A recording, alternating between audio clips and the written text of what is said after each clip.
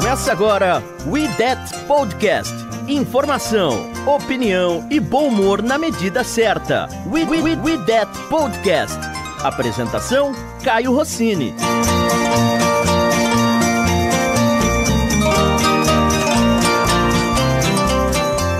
Opa, tudo bem? Estamos começando mais um IDET Podcast, esse IDET Podcast de Natal. Teremos um clima natalino de muita prosperidade, muita paz, muito amor, principalmente porque o Saints conseguiu o Seed 1 na NFC, que era algo muito desejado por todos. Vai para semana 17 sem grandes emoções e, aliás, emoção não faltou nesse jogo contra o Pittsburgh Steelers. Para fazer este Natal mais animado com o IDET Podcast, vamos apresentar a galera que está conosco hoje.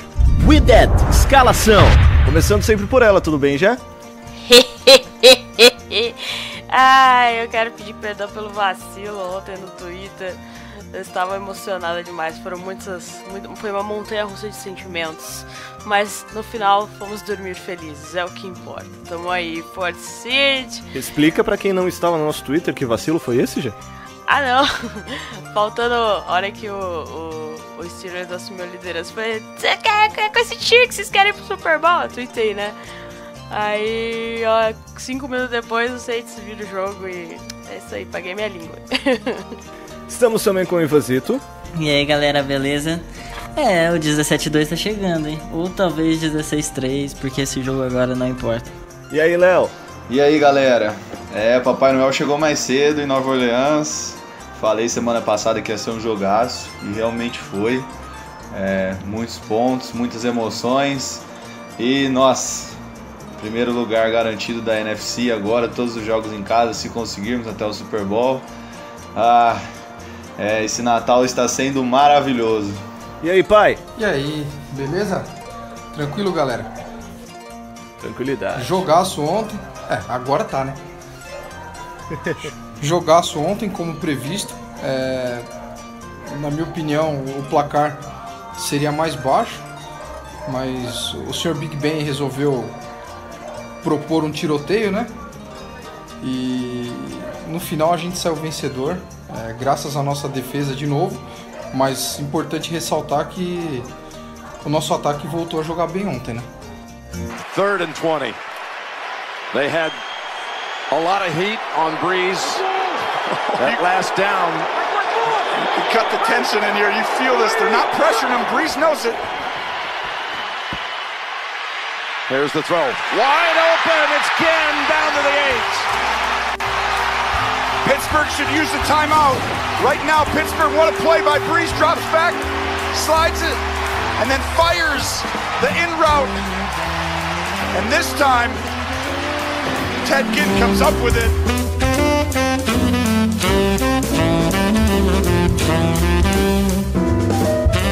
E vamos começar falando sobre o ataque, até porque o Papai Noel chegou mais cedo, para quem torce pro New Orleans Saints, e trouxe um presente que muita gente nem imaginava que seria um presente. Aliás, eu não sabia que eu amava tanto Ted Ginn Jr. quanto eu passei a amar depois do jogo contra o Pittsburgh Steelers. Lógico que teve vários momentos importantes do ataque, pontuações, etc. Mas teve uma conversão numa 3ª para 20, que o Ted Ginn Jr. pega a bola, que eu acho que é o momento do jogo. Até por isso que a gente separou essa jogada. O Saints estava num buraco imenso, tinha um holding tosco, se não me engano, do Ramchick, né? Ele que fez a bobagem.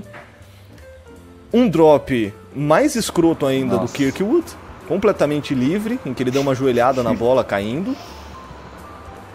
E aí o moço que ninguém imaginava mostrou mais uma vez que é o presente de Natal do torcedor do Saints, Ted Ginn Jr. Vamos começar falando bem dele?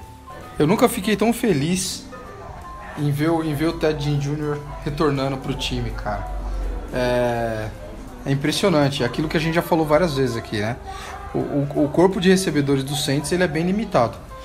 Tanto que o nosso segundo maior alvo atrás do Mike Thomas é o Kamara, né? Mas o Ted Ginn, ele muda a dinâmica do ataque. O ataque ontem foi completamente diferente. Como a gente já falou várias vezes aqui, ele estica o campo, né? E ele tem capacidade de fazer boas jogadas. É duro eu estar falando isso aqui, porque eu sou um dos que mais critiquei ele desde que ele chegou no Saints. Mas eu tô feliz que ele tenha voltado, de verdade. Por incrível que pareça, como o pai tá falando aí, o Ted Ginn tava fazendo uma falta enorme pela falta de recebedores confiáveis, né?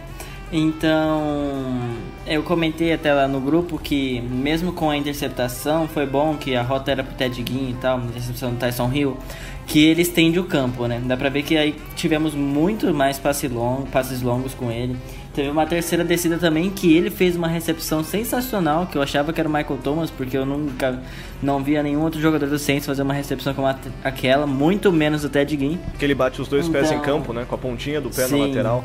Exatamente. Eu não achava que ele era capaz de fazer uma recepção daquela. Mas, por incrível que pareça, o Ted Ginn mudou o jogo. Pra mim, ele foi o cara que salvou o Saints. Não, e ele só não fez uma outra recepção, que era um passe de umas 15 jardas, mais ou menos, que foi uma rota out, que ele tava com os dois pés, ele tava no esquema para receber a bola, só que aí o passe foi muito ruim, o passe do Brees não foi bom e a bola foi muito para fora do campo, a bola foi muito na sideline. Senão teria sido mais uma daquelas recepções meio espíritas que ele faz de vez em quando. E era uma jogada perdida, né? Que o Brees tinha tomado pressão, tinha saído do pocket pra direita, o Ted Ginn tava numa rota gol. Exatamente. Aí na hora que ele vê que a casa tava caindo, ele volta. Ele fez o ajuste, exatamente. E aí o passe acaba sendo ruim, como o Brees sai em movimento e tal, ele acaba não conseguindo lançar direito. E ainda assim, ele ainda tava com os dois pés em campo, né? E botou as duas mãos na bola. Isso. É que o passe foi muito pra fora. Mesmo com o Brees tendo tempo, com ele tendo ajustado a rota, porque realmente era uma rota gol, que no final das contas ele teve que ajustar e correr para fora do campo, né, para sideline. E ela só não aconteceu porque o passe não foi bom. E é interessante essa questão, Jé, porque o Ted Ginn Jr., você mesmo colocou no blog, ele teve partidas em que ele foi assistir o jogo como torcedor, né? Porque ele tava machucado, tava no injury reserve, não podia fazer muito mais, ele tava lá no meio da galera. Então... A gente colocou antes desse jogo, né, na semana do jogo agora contra os Steelers, que ele tava feliz por voltar a estar ativo, né, no time do Saints, e que ele curtiu muito essa folga, digamos assim, né, tava lá assistindo o jogo com a galera, ele podia estar lá na tribuna de honra, né, que é pros jogadores e pra família, ou podia estar lá na sideline, porque ele não tava suspenso, né? Ele só tava machucado. Mas não, ele foi lá, sentou, assistiu o jogo com a galera. E, tipo, o cara virou fã do Saints, virou torcedor do Saints. E ele tava falando também na entrevista dele que ele queria ser essa faísca, né? Essa fagulha pro Saints, pro ataque. E vimos que contra o Steelers funcionou. O cara, eu achei que eu não ia sentir tanta falta dele não, mas ontem... Fiquei feliz que ele estava em campo contra o Steelers. Sem contar que ele é um jogador muito querido também dentro do vestiário, assim como acho que junto com o Mark Ingram ele é um dos dois caras mais queridos assim. Eu lembro na época que ele machucou, todo mundo do Saints postou mensagem falando para ele retornar logo. É um jogador muito querido que não estava jogando muito bem, mas estava fazendo falta assim, principalmente porque ele aumenta demais o playbook, as jogadas, ele é um jogador bastante vertical, e naquela terceira descida lá, eu acho que todos os torcedores do Saints deram um puta grito de alegria, de felicidade, de alívio de ter convertido após aquele drop miserável do Kirkwood. Alguém gostaria de explicar o que é alongar o campo, que todo mundo fala, que ele faz? Ele proporciona ao ataque jogadas mais verticais. Ele é muito bom na rota gol, por exemplo. Sim. Que é a rota onde ele é muito rápido, corre, né, reto até onde der. Corre 20, 25 jardas reto, né? Tem um TD contra o Panthers no ano passado, né? Que eu acho que ilustra muito bem isso. Que ele simplesmente corre, vai, e o Drew Brees tem uma sincronia muito boa com ele e consegue fazer o touchdown com essa rota gol, assim. Que eu acho que é uma grande vantagem que ele traz pro nosso ataque. Porque uma qualidade que ele tem, embora veterano já, é a velocidade. Ele não perde a velocidade. Tanto que jogadas de end around, reverse, jet sweep, ele é muito bom nesse tipo de jogada. A bendita da jogada que o Tommy Lewis sofreu aquele fumble fala isso, que ele é bom, miserável no jogo retrasado, né? E na matéria, né, do site, e o próprio Brees falou, né, que esse negócio do jogo aéreo tem que ter uma química entre o quarterback e o recebedor. E o Brees estava falando que ele e o Ted Ginn já tinham desenvolvido essa química de recebedor, quarterback recebedor, e que é difícil, né? É uma coisa que leva tempo. E que ele também estava muito feliz por ter o Ted Ginn em campo, porque ele já conhece o cara, e o Ted Ginn já conhece ele. E a gente viu contra os Steelers que deu certo, deu muito certo. E que essa química permaneça até fevereiro, se Deus quiser. E essa questão do entrosamento é algo que a gente às vezes fala pouco, né? Parece que é um negócio automático. Você troca o recebedor e o receiver tá lá e o quarterback põe a bola onde ele tem que estar. Mas mesmo pro Ted Ginn, e a gente, se você prestar bem atenção, tanto nos passos pro Ted Ginn quanto nos passos pro Michael Thomas, tem muita bola que sai da mão do Brees antes do corte da rota. Isso que é o entrosamento que a gente fala, né? O Ted Ginn, por exemplo, várias vezes ele fez uma rota out, que você corre e faz o corte para fora do campo. E na hora em que ele estava começando o corte, o Brees já soltava a bola. E aí ele saía exatamente onde a bola estava. Isso é entrosamento. Ah, é fácil conseguir isso? Não necessariamente. Você pega, por exemplo, um Tre'Quan Smith, um cara que é novo na liga. O Tre'Quan Smith, muito provavelmente, ele não faz rotas muito iguais. Ele não tem esse padrão. Isso é algo que você vai alcançar durante o tempo, até com treinos, etc. Então, meia jarda para frente ou meia jarda para trás, muda onde essa bola vai estar. E isso tira a confiança do Brees soltar a bola rápido. Aliás, essa questão de soltar a bola rápido era algo que eu queria ver. Eu até comentei com vocês durante o jogo, quando a gente estava perdendo, ainda faltava 4 minutos para acabar o jogo, eu falei para vocês, o pai até concordou comigo, que se a gente perdesse esse jogo, pra mim, não ia fazer muita diferença, porque eu já tinha visto o que eu queria ver. Que é essa questão do ataque mostrar que tem gasolina no tanque. A gente ficou muito assustado, com 3 semanas seguidas, a equipe jogando mal, um mau desempenho ofensivo, pontuações baixas. E no jogo contra os Steelers, o Brees voltou a ter um release rápido, voltou a queimar blitz. Os Steelers queria ter uma defesa extremamente agressiva. O Brees lia todas as blitz e queimava, lançava exatamente onde estava vindo a blitz. Michael Thomas com uma partida muito boa. Então era isso que eu queria ver de novo do ataque do Saints. Eu acho importante que a gente tenha visto isso novamente. O Brees soltando a bola rápido. Teve um momento que um lance, eu não vou lembrar em qual descida que era, em que vem a blitz, o pocket entra em colapso e ele, sei lá, tem meio centímetro para fazer o movimento de release. Ele não podia abrir muito o braço porque senão ele ia tomar um tapa. E ele faz um release curtíssimo, rápido, uma bola forte no meio, acerta o passe e é first down. Então, a gente passou o podcast anterior inteiro discutindo se o Brees estava começando a sentir o ritmo da temporada. Eu acho que esse jogo contra o Pittsburgh Steelers mostra que, na verdade, ele ainda tem lenha para queimar. É só uma questão de matchup. E principalmente nesse momento da temporada que a gente conseguiu ver o ataque de volta, né? Porque estamos chegando perto dos playoffs, quase certeza que o próximo jogo vai ser...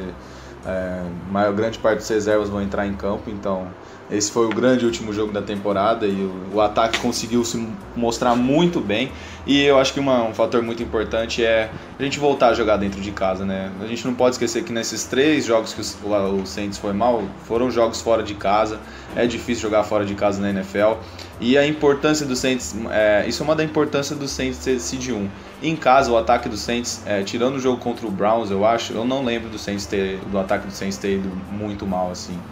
Então é uma coisa, acho que Drew Brees ama jogar no Dome e o ataque foi muito bem. Michael Thomas, sensacional, o Ted Ginn trouxe outra dimensão. O Kamara, no final do primeiro tempo, que o Saints ainda estava tentando buscar um field goal, ele dá um corte eu esqueci o nome do cornerback, eu acho que é o Hayden, que ele achou que ele ia cortar para fora para parar o relógio, ele cortou para o meio, ganhou mais as jardas que precisava e saiu de campo.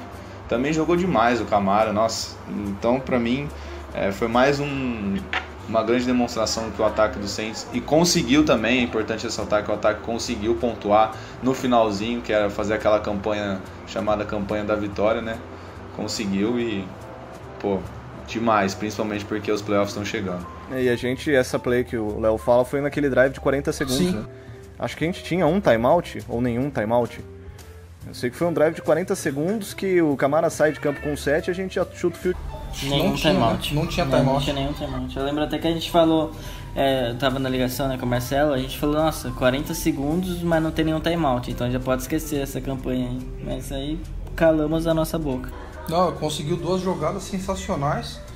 O Kamara é muito bom, cara. O Kamara não dá mais pra falar do cara, porque não tem mais adjetivo pra falar bem dele, cara. Ele é bom demais. O touchdown dele, que ele vai quebrando o teco de costa, cara, nossa, foi sensacional. Ele só vira no finalzinho pra entrar na endzone, assim.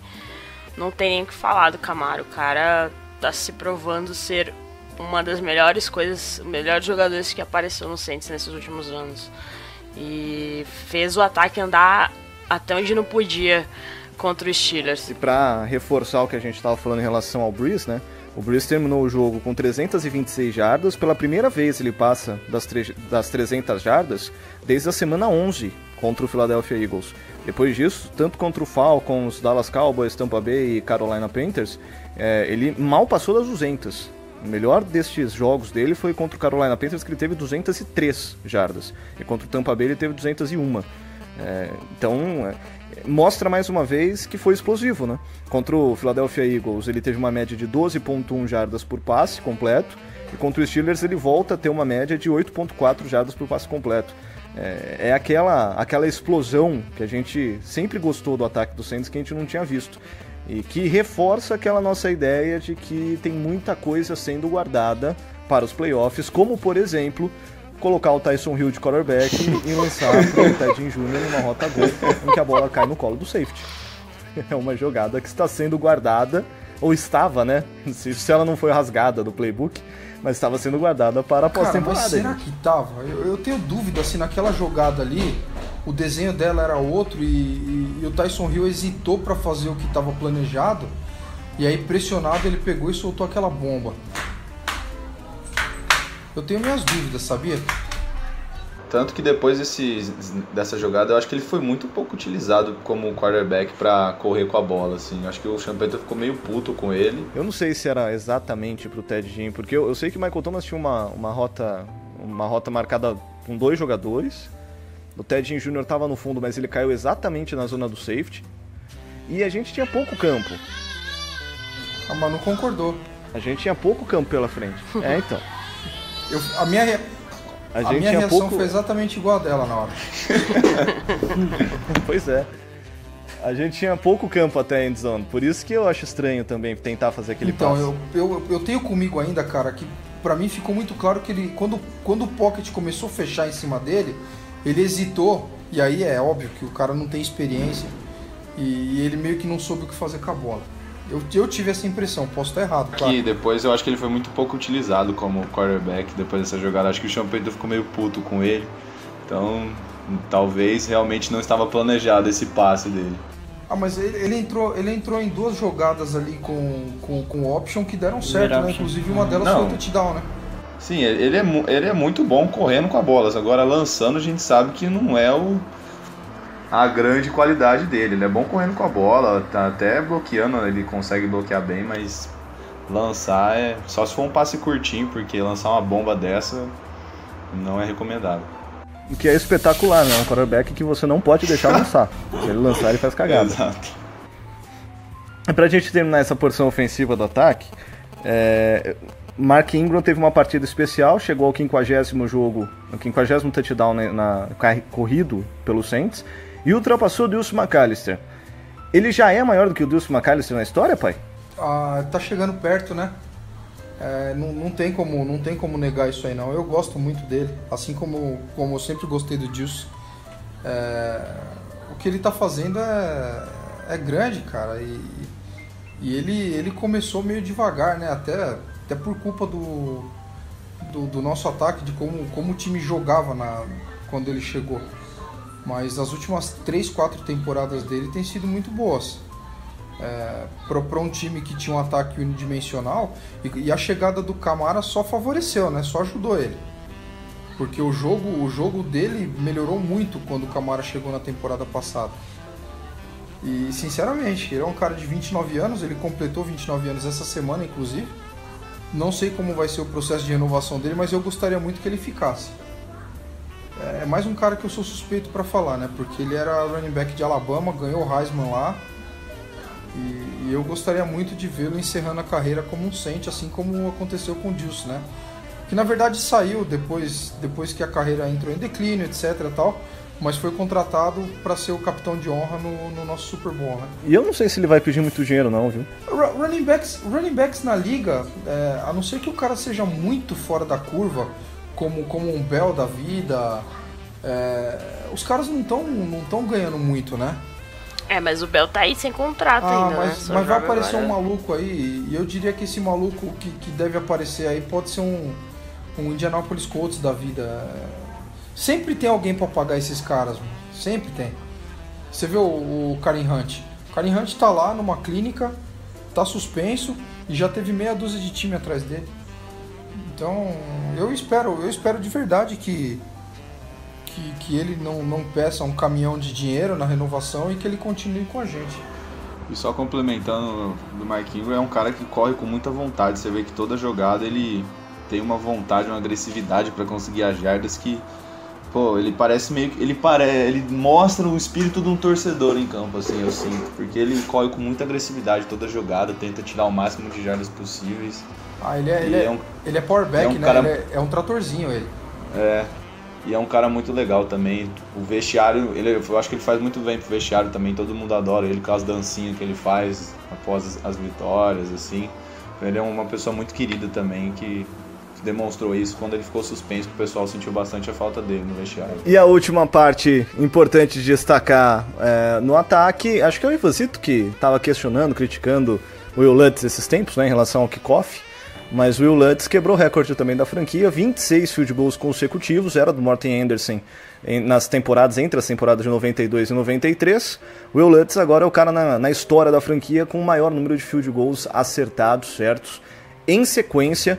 Vale o destaque, né, gente? É o nosso senhor automático. E só não teve o 27 também porque foi bloqueado com um field goal longo. Então, deu nele, né, aquele field goal, tadinho.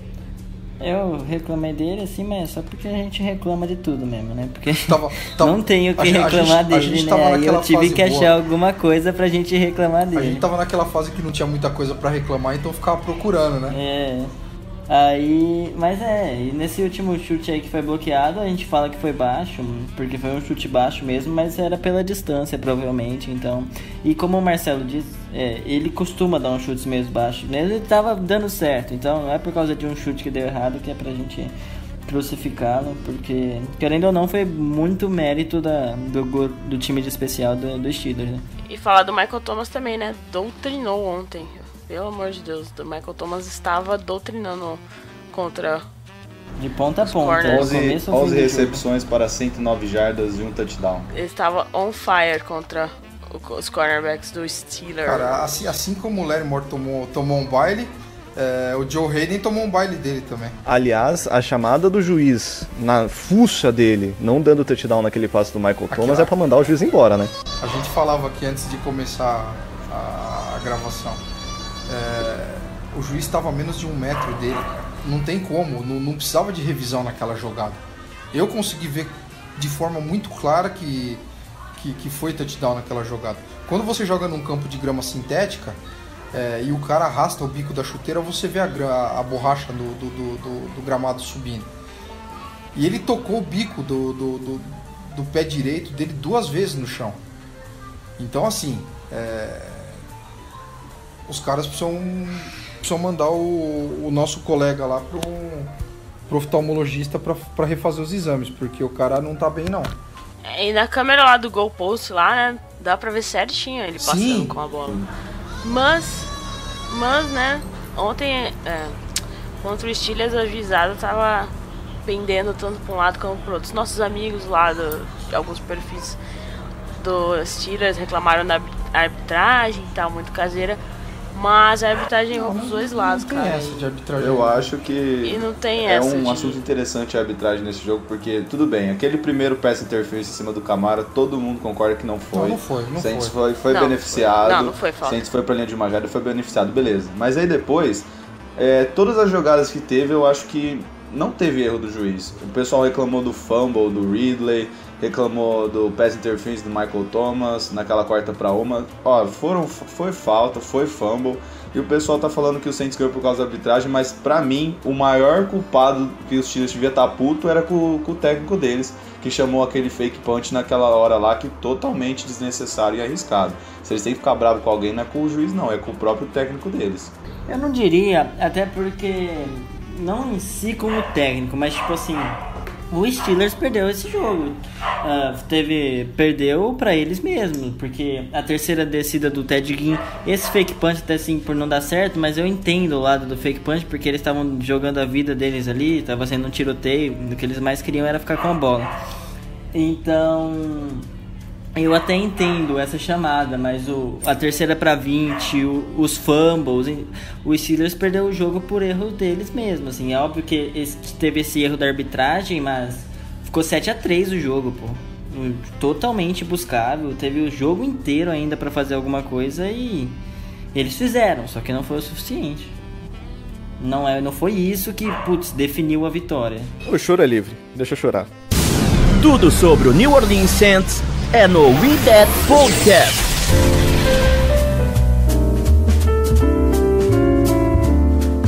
Vamos falar um pouquinho da defesa? Defesa que enfrentou o terceiro melhor ataque aéreo da liga e que conseguiu segurar. Teve problema, é lógico. O Big Ben conseguiu vários passes, tanto o Antonio Brown quanto o Juju conseguiram recepções, etc. Mas de uma forma geral, na hora que precisou, a defesa respondeu. Com direito a um fumble forçado em uma jogada em que o Sheldon Rankins, nosso defensive tackle, saiu para fazer uma cobertura de meio de campo, como se fosse um linebacker, resolvendo o jogo para o Saints. Pontos positivos da nossa defesa, galera.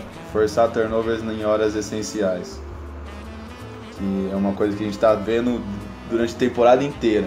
Tudo bem, o Lattimore não foi bem, mas tem que se ressaltar que aquele senhor chamado Antonio Brown, ele joga uma barbaridade.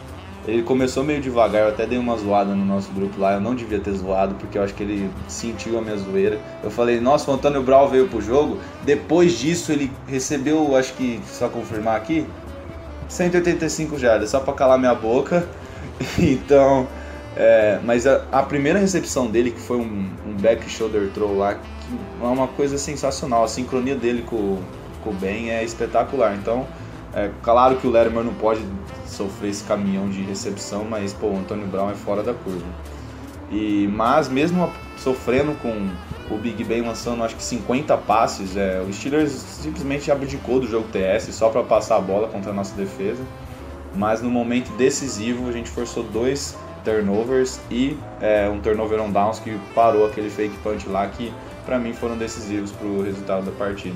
Eu disse que eu no podcast passado que eu não entendia porque o Steelers tinha só 90 jardas por partida pelo jogo terrestre, mesmo tendo um dos melhores ataques da liga, né? Tendo o James Conner Pro Bowler, né? Mas a questão é porque eles não correm com a bola. Isso tá certo. Não é só esse jogo em específico, porque querendo ou não, até que o jogo terrestre tava encaixando um pouco. Vendo que a nossa defesa é ótima no jogo terrestre, até que o jogo terrestre deles não estava tão ruim. Tava ruim, mas não tão ruim. Então, não precisava ter abdicado. Mas, já que o jogo aéreo estava funcionando de um jeito sensacional, até porque eles têm ótimos alvos, então é isso. E ponto positivo dessa defesa é basicamente o que ela falou. É uma defesa... No futebol americano não se fala muito isso, mas no basquete a gente fala muito de clutch, que é decisivo, assim... aportuguesando a palavra. Então, é uma defesa clutch. Nas últimas 3 posses foram 2 fumbles e 1 turnover on downs, né? Turnover on downs porque na quarta descida eles não converteram punch. Então, assim, é uma defesa que teve seus problemas hoje não, né? No jogo, há de se falar, mas foi decisiva na hora que precisou. Então, pra mim, não tenho o que reclamar da defesa. Impressionante, né? Que das 380 jardas que o Big Ben lançou, 350 foram só para 3 jogadores. 185 pro Brown, 115 pro Juju e 50 jardas pro Vance McDonald, que foi uma jogada só, né? Então, assim, você vê que o jogo deles também é muito concentrado nos 2 wide receivers e no tight end. E de vez em quando o Ryan Switzer que aparece lá, né? E o Jalen Samuels não correu mal contra a gente. Ele teve 12 tentativas para 53 jardas, 4.4 jardas por tentativa. Ele fez mais do que muito running back top aí da liga conseguiu fazer contra a nossa defesa. E no total o Steelers conseguiu 65 jardas corridas contra a gente. Então A gente manteve a E média. dá mérito porque... Pode terminar. Estamos na média abaixo de 4 jardas por corrida aí, que é muito bom. E tem que dar mérito tanto no jogo terrestre quanto no jogo aéreo dos Steelers. É essa linha ofensiva deles que é sensacional. Pra você ver que tudo funciona naquele ataque. O jogo aéreo funciona, o jogo terrestre funciona porque essa linha ofensiva é simplesmente sensacional. 3 dos 5 jogadores da linha, não é à toa que 3 dos 5 jogadores da linha foram pro Pro Bowl, né? Então é fenomenal essa linha que proporciona pro Steelers esse ataque ótimo. E aí a capacidade que a gente conseguiu de parar. fazer ajustes no pocket é sensacional, cara. Ele com aquele tamanho, com aquele peso, você vê que ele é um cara pesadão, mas o pocket fecha em cima dele, ele consegue se ajustar e consegue arrumar um passe numa situação onde é meio impossível conseguir. Então assim, o ataque que a gente jogou ontem é um dos melhores ataques que a liga tem, cara. Então eu vi aí gente malhando o Lattimore. É complicado, né, cara? É difícil marcar o Antonio Brown. Não é? Você não tá marcando um qualquer da liga. Você tá marcando, pra mim, junto com o DeAndre Hopkins, o melhor wide receiver da NFL. Tudo bem, 185 jardas, 2 touchdowns, é muito. O cara teve 13,2 jardas por recepção. Ok, cara. Mas tem aquele lance também. Todo mundo espera que o Lattimore jogue o que ele jogou a temporada passada. Não é assim. Todo mundo conhece o jogo dele hoje também. Então, a galera tem que ir com um pouquinho de calma aí e acaba falando um monte de bobagem aí na rede social. Ele não tava jogando contra um Zé Ninguém, cara. Antonio Brown, cara. Antonio Brown, ele vem liderando a liga aí como wide receiver há quantas temporadas? 4, 5 temporadas. Então, acho que a gente tem que tomar um pouco de cuidado quando a gente critica os jogadores. Tem que ver o mérito do outro lado também. E existe uma dificuldade absurda no torcedor brasileiro. E lá também, eu vejo muita coisa no Facebook do Saints lá fora. Eu não sei qual é a dificuldade que o povo tem em reconhecer o mérito do adversário. Isso não é vergonha, não é demérito nenhum. O cara jogou bem também, porra. Qual é a dificuldade em reconhecer que o cara foi e fez o trampo dele, assim como a gente fez o nosso? Ganhamos porque em determinada situação, no momento mais importante do jogo, a gente foi melhor. Mas não dá pra excluir o fato do time dos caras terem jogado no Superdome e terem feito uma puta de uma partida. É exatamente isso. E aquela recepção que ele teve na 4ª para 15 lá na última campanha do Steelers, aquilo ali, eu não sei se tem como marcar aquela jogada. É difícil isso. Porque é um cara absurdo, ele é um absurdo, o Antonio Brown, é muito bom. É complicado, cara. Não adianta. Se a gente for ficar falando disso aqui, a gente vai ficar horas aqui, a gente não acaba esse podcast nunca, né? Porque existe essa dificuldade em reconhecer o mérito alheio. E eles são bons numa área que a gente não é tão bom. A gente tem problemas no jogo aéreo, melhorou muito. Na segunda metade da temporada, principalmente. Mas não dá pra negar que é um mismatch que a gente tem. E o Juju Smith-Schuster também é sensacional, que a gente comentou, ele seria o wide receiver 1 em vários times da NFL e seria um ótimo wide receiver 1. Então não dá pra botar toda a culpa no Eli Apple, no Von Bell, quem marcou ele, porque são jogadores excepcionais e acontece isso aí. Uma coisa é você tomar 115 jardas pelo Juju Smith-Schuster, que a gente se mostrou a temporada inteira sensacional. Outra coisa é você tomar 150 do Calvin Ridley, que jogou bem contra a gente. Então, assim, não tem como você falar essas coisas. É bem diferente. Como o Marcelo falou, é um mismatch que a gente tem. A gente não tem uma secundária espetacular e a gente vai sofrer um tanto assim. Então, o que a gente tem que saber é saber sofrer. E foi o que a gente fez. Foi bem na hora oficial, na hora que tinha que ir bem, na realidade. Só falando da linha ofensiva dos Steelers, o Saints mal tocou nele, né? Só no Big Ben. Só a defesa do Saints, os pass rushers só conseguiu chegar no Big Ben em raras ocasiões. Então, nossa, a linha dos caras é sensacional. E só falando, eu esqueci de falar na hora que a gente tava falando do ataque. O Armstead, né, voltou pro jogo e tudo mais. A gente viu que o Brees ganhou um pouquinho. Talvez o Brees tenha ganhado um pouco mais de confiança com ele de volta. Mas o Armstead no final do jogo falou que agravou a lesão que ele tem no peitoral, né? Então a gente vai ficar de olho aí esses 15 dias aí que o Saints vai descansar e tudo mais, pra ver qual vai ser a situação dele. E continuando na defesa, o Sheldon Ranks e o Demarius Davis contra o Steelers. Parabéns pros dois, os caras estavam muito, mas muito bem mesmo. E principalmente na jogada final, né, do fumble do Juju, acho esse nome tão legal, do Juju, que foi o Sheldon Ranks que deu o tackle, né, e o Davis que recuperou a bola no final. Foi ganhar um azinho por esforço coletivo. O Kurt Coleman também participou do último fumble, não foi? O primeiro fumble, ele forçou o primeiro fumble. O primeiro, né? O segundo eu nem sei quem que era o cara que tava junto com o Ranks. O PJ, acho que era o PJ. Era o PJ Williams. E a gente acabou de falar dessa linha ofensiva espetacular. O Saints conseguiu forçar 3 sacks contra essa defesa. Um do Davison, mais um do nosso queridíssimo Anzalone e um do Demario Davis. Conseguir pressionar o QB com essa linha ofensiva espetacular. Tem que dar mérito pro nosso front seven, que todo podcast a gente elogia tanto, e nesse eu acho que a gente não pode deixar de elogiar, porque, vai fazer muita diferença nos playoffs o nosso front seven, eu tenho certeza disso. E a gente só não teve mais sacks, né, pai, porque o Big Ben soltava a bola muito rápido e escapava do pocket várias vezes. É o que eu falo, cara, a capacidade de ajuste dele é impressionante. Com o tamanho, com a velocidade. Porque não foram poucas as vezes que o pocket se colapsou, não, cara. Uhum. Foram 7 hits nele. Então você vê que a linha ofensiva dos caras também é pesada.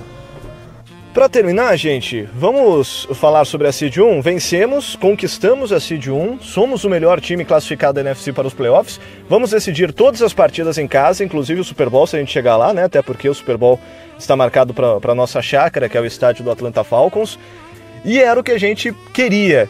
Inclusive, no NOLA.com tem uma matéria que faz uma pergunta bem interessante.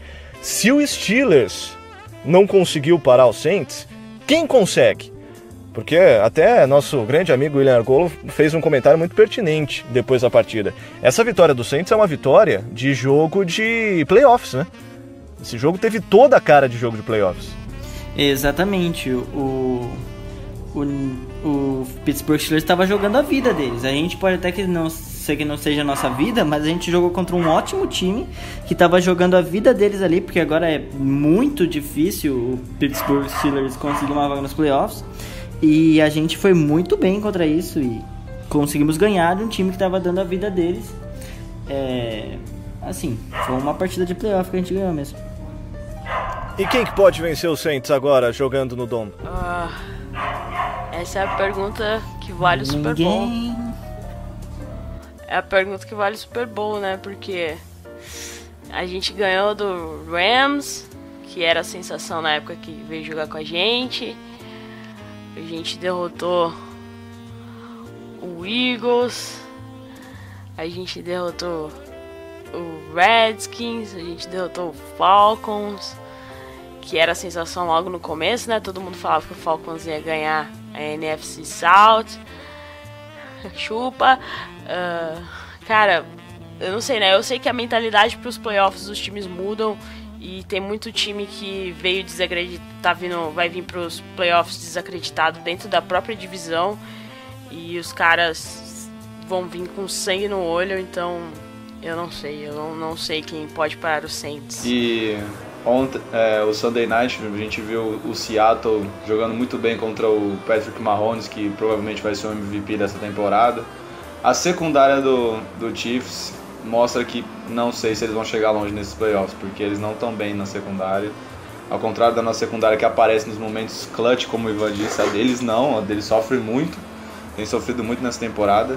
E um diferencial também, a gente não pode esquecer da nossa posição de quarterback, porque acho que só se o Seattle conseguiu classificar para os playoffs, acho que o Drew Brees e o Russell Wilson vão ser os dois únicos QBs da NFC que tem uma bagagem assim já bem consistente na NFL. Então, com certeza, o Drew Brees vai fazer uma grande diferença em jogar com os times que vão conseguir classificar para a NFC. Eu tô com um pouco de medo desse Seahawks. O Seahawks ele melhorou muito na hora que grandes times melhoram na temporada. O jogo que eles fizeram ontem, tudo bem que eles jogaram com um time sem defesa. Porque o Chiefs se bobear, ele cai no divisional já, porque é um time sem defesa nenhuma, cara. Defesa péssima. Mas o Seahawks cresceu. Pra mim hoje, tirando o Saints, é o time que tem jogado melhor na NFC. Acredito que passe pelo Dallas jogando fora de casa, passe pelo Cowboys em Dallas, né, no caso. E acontecendo isso, vai jogar contra a gente no Superdome e vai ser um jogo complicado. Até porque playoff você não tem margem, né? É um jogo só e se tu tiver num dia ruim, acabou, né? Mas é um time que me dá um pouco de medo. Mas eu acho que pode acabar sendo um mismatch favorável pra gente contra o Seahawks, porque, por incrível que pareça, depois de 2-3 temporadas com o jogo terrestre nulo, o jogo terrestre voltou a ser a força deles. Eles lideram a liga com disparado em jogo terrestre, são quase 160 jardas terrestres por partida. Então a nossa defesa é muito boa contra o jogo terrestre, então isso pode puxar pra gente. Eles têm o Tyler Lockett, que aí eu acho que colocaria o Doug Baldwin, Lattimore marcando ele, dá pra dar uma neutralizada. Aí o Doug Baldwin seria com o Eli Apple, né? Eu acho que a gente não vai fazer a burrice de colocar o Eli Apple contra o Tyler Lockett, que o Tyler Lockett é muito rápido e ia dar um baile no Eli Apple. Então eu acho que a gente devia jogar assim se for jogar contra eles, e dá pra ter um matchup até favorável na defesa. Mas dos times que eu tenho visto jogar aí, cara, é o único. Eu não vejo o Rams ganhando da gente no Superdome. Eu não vejo o Chicago Bears ganhando da gente no Superdome. Eu não vejo o Dallas Cowboys ganhando da gente no Superdome. O time que de repente pode dificultar um pouco mais a nossa vida é o Seattle Seahawks, cara. O Pete Carroll é um excelente técnico, ele conseguiu remontar a defesa.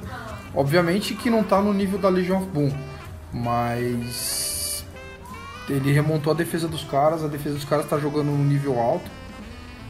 E é o time que me preocupa um pouco. Mas fora isso aí, quem vier a gente vai atropelar, cara. O Pete Carroll tem bastante experiência também, né? Em playoffs e tudo mais. Então. Mas eu tenho um pouquinho de medo eu ainda continuo com um pouquinho de medo do Chicago.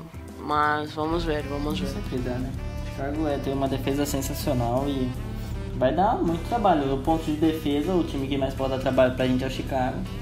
Ponto de ataque, aí no caso seria o Los Angeles Rams, talvez, mas o time mais quente até agora, como vocês estão falando, é o Seattle Seahawks, então pode dar trabalho sim.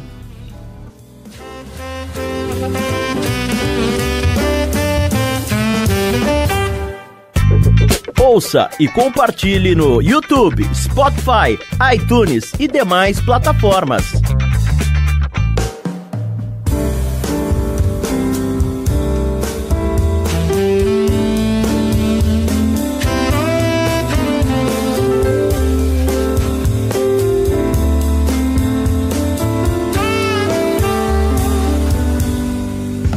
Para terminar esse Unidade Podcast especial de Natal, nosso jogo da próxima semana é contra o Carolina Panthers. Não vale absolutamente porra nenhuma, porque o Panthers não disputa mais nada no campeonato. Vale sim, vale sim. Conquistou a melhor campanha. Vale o Saints terminar com a vale pro Saints terminar com a melhor campanha da era Sean Payton Drew Brees. Que a melhor campanha foi na época do Super Bowl, né? Quando em 2009, 13-3. E se ganhar, vai terminar 14-2, a melhor campanha época da era Peyton Brees. Mas pra mim dá no mesmo. Pra mim dá no mesmo. A galera tá botando tanta fé nisso que o Sean Payton já anunciou que vai poupar a galera na semana 17. O Drew Brees não vai pro jogo, e é isso que eu queria que a gente analisasse por esse finzinho de podcast. Semana 17 era aquilo que a gente torcia tanto que acontecesse. Vamos com Ted Bridgewater na semana 17.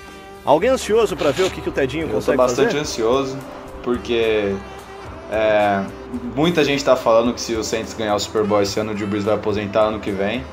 E se ele realmente aposentar, que ninguém tem certeza disso, mas é uma especulação, Aí a gente já poderia ver o nosso futuro QB em campo pela primeira vez, né? É claro que a gente tem que pensar no futuro, mas eu tô bem ansioso. Não tô muito ansioso para ver como vai ser a nossa defesa reserva, com o Ken Crawley voltando, Justin Hardy, Chris Banjo. Não estou muito ansioso para isso, mas o ataque, ver o Ted Bridgewater em campo, Robertson, acho que vai ser... Beagle, Isso. Hendrickson, Grandes nomes defensivos em campo. Mas Justin Hardy. Então, o Crowley voltando. O pessoal que é amante do Crowley vai poder ver o Crowley em jogo aí, ó, o dia todo. Aí o Crowley, é que ele não faz, mas se ele fizesse uma interceptação no terceiro quarterback do Panthers, porque o segundo quarterback machucou, talvez nem vai pro jogo. Meu Deus do céu, que azar. Então, aí o povo vai ficar exaltando o Ken Crawley, aí eu não quero ver isso não. E só pra completar, acho que vai ser interessante ver como que o Bridgewater vai jogar, mas é aquilo, né? É mais uma semana de folga. A gente conseguiu uma semana de folga no Wild Card, mas com essa vitória sobre os Steelers conseguimos mais uma semana de folga, entre aspas, que com certeza para a linha ofensiva vai ser muito importante, porque jogar a temporada inteira e ainda os playoffs, a linha ofensiva geralmente está toda baleada, o pessoal tá cheio de dor, cansado, exausto, e 2 semanas de descanso para nossa linha ofensiva vai ser muito bom para todo mundo, para todo o time em geral, com certeza vai ser muito bom e vai ser diferencial pro time poder ir bem nos playoffs. Coitado do Bridgewater também, né? Que se o Luke Kuechly jogar e tal, ele vai tomar umas pauladas, né? Com a nossa linha reserva.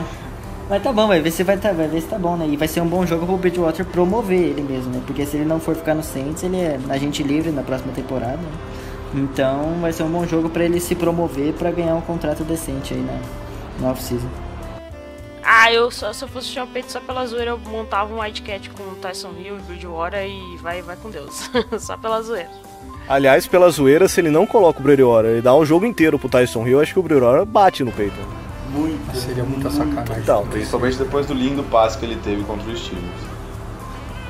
Super, passe maravilhoso. E o Ted Bridgewater e as suas comemorações no vestiário são as melhores, meu. Tem que dar uma chance pro cara comemorar desse jeito lá dentro do campo. Não, vai ser louco, porque vai ter o Ted Bridgewater de QB, aí vai descansar o Benjamin Watson, que já tá velho, aí vai colocar quem? Vai colocar o Tyson Hill, né, pô? Por que não colocar o Tyson Hill de tight end?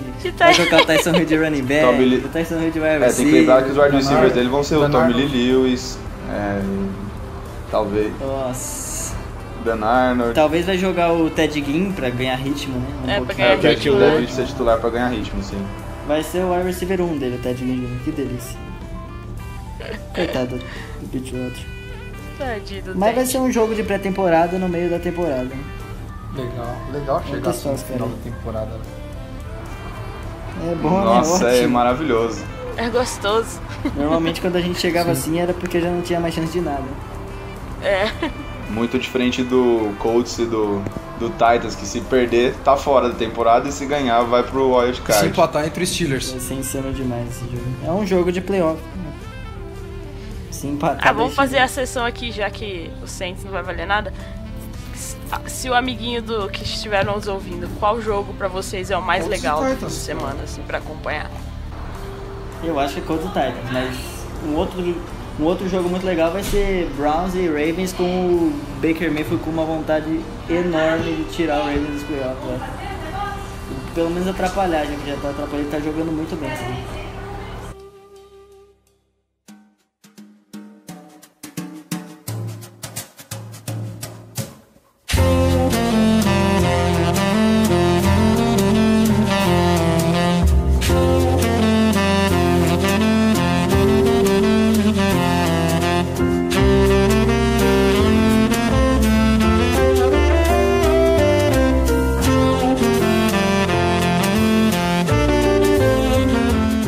Dessa forma a gente encerra o IDET Podcast de Natal, já desejando um Feliz Natal para todo mundo e começando desejando um Feliz Natal especial para você, Gé. Valeu, deixa eu mandar os abraços aqui pro pessoal lá do nosso grupo e do nosso grupo do Telegram. Se você tá ouvindo nosso podcast, gosta do nosso podcast, quer interagir conosco, só pedir o link lá pra gente nas nossas redes sociais que a gente passa o link do nosso grupo do Telegram. O abraço de hoje vai pro Thiago Gomes, pro William Fernandes e pro seu Felipe Borg. Abraço aí, guris, interagindo com a gente todos os dias lá. E um dia de jogo é mais legal ainda, que todo mundo louco, todo mundo cheio de emoção e tudo mais. E só falar das nossas enquetes nas redes sociais, o pessoal falou bastante do pior do jogo, como o Kirkwood, falaram da secundária, do Lattimore, do Apple. Aí tem gente que criticou até o Dennis Allen, mas eu não acho que ele tenha sido pior, não. E o melhor, óbvio, Michael Thomas, Ted Ginn, Kamara. E foi essa aí a unanimidade. E teve muita gente lá no nosso Facebook defendendo o Lattimore, né? Falando exatamente o que a gente falou aqui no podcast, que ele tava jogando contra o melhor wide receiver da liga. Então, é isso aí, gente. Vamos ter um pouquinho mais de paciência. Assim como o Mike Thomas queimou o cornerback do Steelers. Sim. Quando você joga com bons wide receivers, a chance de acontecer isso existe. O Lattimore foi queimado pelo Anthony Brown, não tem muito o que fazer. E não é o fim do mundo, não. Exato, sim. Não tem muito o que fazer. Bora pra frente, bola pra frente. Isso. E segue a gente lá, falando das nossas redes sociais. Sigam a gente lá no Twitter, @SaintsBrasil09. Ajude-nos a alcançar os 4.500 seguidores, estamos quase lá. E o Facebook é só procurar por Saints Brasil lá no Facebook, vai ser a primeira página que aparecer na sua busca. E lembrar do nosso blog, saintsbrasil.blogspot.com. Estamos lá com matérias quase diárias para vocês que estão nos ouvindo. E abraços aí para vocês. Que o fim de ano de vocês seja tão lindo quanto as comemorações do Saints no vestiário pós-vitórias. Falou, pai. Feliz Natal. Feliz Natal, Caião. Feliz Natal, pessoal. Muita paz e prosperidade para todos aí. E um grande abraço. Falou, Léo. Feliz Natal, irmão. Valeu, Caião. Feliz Natal pra todos. Feliz Natal, galera. Desejo muita saúde e sucesso pra todos nós. E que janeiro possa vir aí com grandes vitórias do Saints nos playoffs. E dia 3 de fevereiro estaremos lá todos loucos assistindo o Super Bowl, se Deus quiser. Valeu, galera. Abraço. Menos a Jéssica. Falou, Ivanzito. Feliz Natal. Falou, Caio. Feliz Natal, galera. É isso aí, agora é comemorar, descansar, porque os playoffs já tá aí. Então, é isso aí, Feliz Natal, galera. Se a gente chegar no Super Bowl, patrocina aí alguém, patrocina a gente pra termos um encontrão no Saints Brasil lá em São Paulo pra gente poder assistir o Super Bowl junto. Nossa, seria louco. Seria muito louco. Vamos combinar. Aliás, várias ações sendo planejadas caso o Saints chegue no Super Bowl. E dessa forma a gente termina esse Unidade Podcast, esse podcast especial de Natal, deixando você nesse clima natalino que pega toda esta semana antes do jogo do Carolina Panthers. Então, muito obrigado para você que curtiu esse Unidade Podcast. A gente deseja que você tenha ou tenha tido um Natal espetacular. E o ano novo tá aí. E se prepara que 2019 vai começar com muita emoção, porque vai começar com o Saints disputando os playoffs como um dos favoritos, se não o favorito a representar a NFC no próximo Super Bowl. Valeu, galera. Feliz Natal a todos. Um abraço. Foda.